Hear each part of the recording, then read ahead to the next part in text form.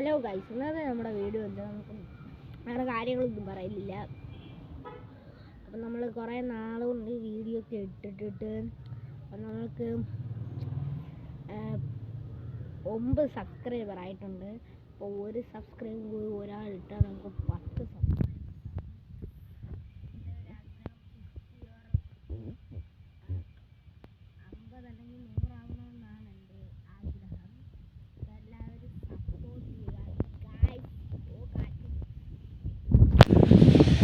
അപ്പോൾ ഗായ്സ്, ചില നേരങ്ങളിൽ എൻ്റെ ശബ്ദം നേരെ കേൾക്കാത്ത എനിക്ക് മൈക്കില്ല, ഒന്നാമത്തെ കാര്യം.